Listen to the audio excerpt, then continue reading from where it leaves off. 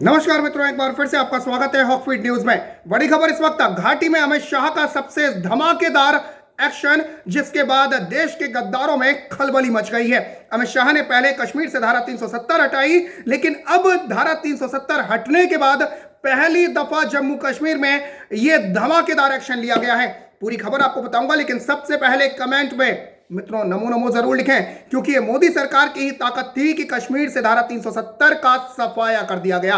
देश में 70 सालों से धारा 370 लगी पड़ी थी, लेकिन इसको इस वजह से नहीं छुआ गया क्योंकि अपना जो वोट बैंक है वो नाराज हो जाता, क्योंकि किसी की हटाने की मंशा ही नहीं थी। लेकिन न सिर्फ धारा 370 का खात्मा किया गया, बल्कि अब जम्मू कश्मीर को विकास की राह पर आगे भी ले जाया जा रहा है। और इस बीच आपको बता दूं कि जम्मू कश्मीर में धारा 370 हटने के बाद पहली दफा चुनाव होने जा रहे हैं। जम्मू कश्मीर में जिला विकास परिषद के चुनावों का ऐलान किया गया है और 8 चरणों में चुनावी प्रक्रिया पूरी होगी।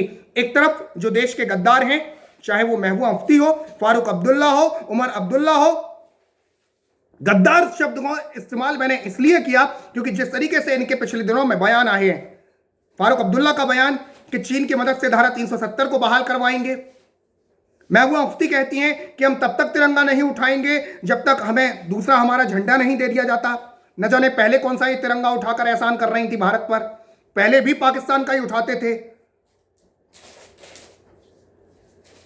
ठप्पा जरूर लगता हो पासपोर्ट पर भारत का, लेकिन फंड कहां से आता है, किसके लिए काम करते हो, यह पूरी दुनिया जानती है।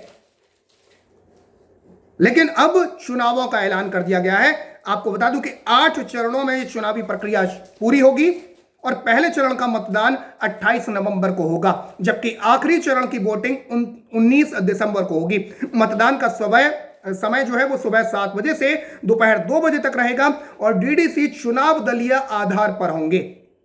ये जो चुनाव हैं ये दलीय आधार पर होंगे। ये जानकारी जम्मू कश्मीर के चुनाव आयुक्त के शर्मा ने प्रेस कॉन्फ्रेंस करके साझा की और उन्होंने कहा कि पहली बार पश्चिमी पाकिस्तान के शरणार्थी डीडीसी चुनाव में मतदान कर सकेंगे। तो पहली दफा यह होगा देश में कि पश्चिमी पाकिस्तान के शरणार्थी डीडीसी चुनाव में मतदान कर पाएंगे। अभी तक ये लोग सिर्फ लोकसभा चुनाव में ही मतदान कर पाते थे, बाकी किसी भी चुनाव में इन्हें वोट देने का अधिकार नहीं था और अब इन्हें डीडीसी चुनाव में भी ये मतदान कर पाएंगे। चुनाव आयुक्त के शर्मा ने बताया कि कोरोना संक्रमित मरीजों, बुजुर्गों और विकलांग को पोस्टल बैलेट की सुविधा प्रदान की जाएगी। चुनाव के नतीजे 22 दिसंबर को घोषित किए जाएंगे और डीडीसी को प्रभावी और असरकारक बनाने के लिए जिला विकास परिषद के चेयरमैन को राज्य मंत्री का दर्जा देने का फैसला भी लिया गया है। आपको बता दूं कि पिछले साल 5 अगस्त 2019 को धारा 370 हटाने के बाद यह पहली बड़ी राजनीतिक गतिविधि जम्मू कश्मीर में होने जा रही है। पहला बड़ा इलेक्शन होने जा रहा है और हाल ही में मोदी सरकार ने जम्मू कश्मीर पंचायती राज अधिनियम 1989 में संशोधन को मंजूरी दी थी और संशोधित कानून के मुताबिक जम्मू कश्मीर में 3 टियर पंचायती राज व्यवस्था लागू की गई है और अब जिला विकास परिषद का गठन किया जाएगा और लोग सीधे सीधे अपने प्रतिनिधियों का चुनाव कर पाएंगे। जिला विकास परिषद में जिले के 14 क्षेत्रीय निर्वाचन क्षेत्रों के साथ साथ विधानसभा के सदस्य और जिले की सभी खंड विकास परिषदों के अध्यक्ष शामिल होंगे। एससी, एसटी और महिलाओं के लिए सीटें भी आरक्षित की गई हैं। तो यह पहली बड़ी, मैं कह सकता हूं कि राजनीतिक गतिविधि जम्मू कश्मीर में होने जा रही है और पहली बार जो पाकिस्तानी जो शरणार्थी हैं वो पहली बार डीडीसी चुनाव में मतदान कर पाएंगे। आपको बता दूं कि जम्मू कश्मीर के स्थानीय चुनावों में पहली बार पश्चिमी पाकिस्तानी शरणार्थियों, वाल्मीकि, गोरखा समाज को भी मतदान का अधिकार होगा। अनुच्छेद 35A के रहते इन समुदायों के लोग केवल संसदीय चुनावों में ही हिस्सा ले सकते थे, लेकिन अब अनुच्छेद 35A का खात्मा कर दिया गया है, धारा 370 का खात्मा कर दिया गया है, तो अब ये लोग डीडीसी इलेक्शन में भी भाग ले पाएंगे। एक सवाल के जवाब में मुख्य चुनाव अधिकारी हृदय कुमार ने कहा कि मतदान के अधिकार को लेकर जन प्रतिनिधित्व अधिनियम के प्रावधान लागू होंगे और अधिनियम के तहत वर्तमान में जम्मू कश्मीर में रह रहा कोई भी भारतीय नागरिक 15 नवंबर तक अपना नाम पंजीकृत करा सकता है, रजिस्टर्ड करा सकता है। उसे मतदान का अधिकार होगा और इसमें डोमिसाइल प्रमाण पत्र की अनिवार्यता भी नहीं है।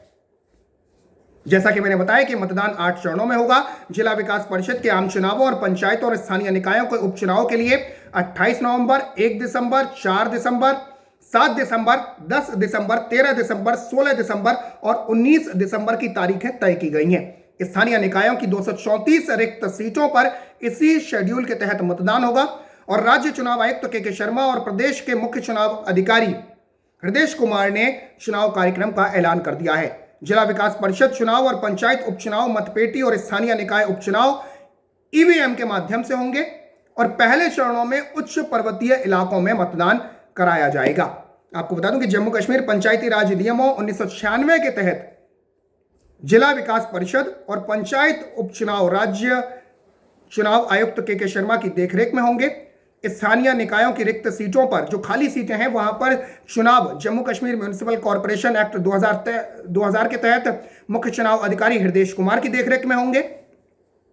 और निर्वाचन भवन जम्मू में संयुक्त पत्रकार वार्ता में के शर्मा ने यह भी कहा कि जिला विकास परिषद और पंचायत उपचुनाव के लिए 2 अलग अलग अधिसूचनाएं जारी की गई हैं। पहली अधिसूचना में 3 टियर पंचायती राज व्यवस्था के तहत प्रदेश के प्रत्येक जिले में 14 सीटों पर और कुल मिलाकर जम्मू कश्मीर के 20 जिलों में 280 सीटों पर जिला विकास परिषद के चुनाव होंगे।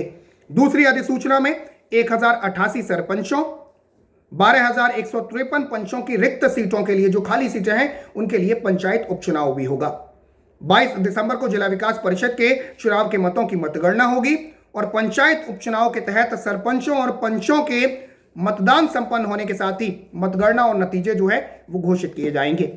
के शर्मा ने यह भी कहा कि मतदान का समय जो है वो सुबह 7 बजे से दोपहर 2 बजे तक होगा। इसके साथ ही के शर्मा ने यह भी कहा कि जिला विकास परिषद के चुनाव प्रदेश में पार्टी आधार पर होंगे, ये चुनाव यानी दलगत चुनाव होंगे और पंचायत उपचुनाव में सरपंचों और पंचों की रिक्त सीटों पर उपचुनाव गैर पार्टी के आधार पर होगा। के शर्मा ने कहा कि गृह सचिव शालीन काबरा की अध्यक्षता में सरकार की तरफ से गठित कमेटी ने जम्मू कश्मीर के दोनों मंडलायुक्तों, पुलिस महानिरीक्षकों और अन्य संबंधित अधिकारियों से चर्चा के बाद चुनाव शेड्यूल पर सहमति जताई है और निष्पक्ष और सुरक्षित चुनाव के लिए व्यापक इंतजाम किए जाएंगे। यानी छाती पीटो, गुपकार बनाओ, कुछ भी करो, लेकिन जम्मू कश्मीर में विकास की जो गतिविधियां हैं वो रुकने वाली नहीं हैं।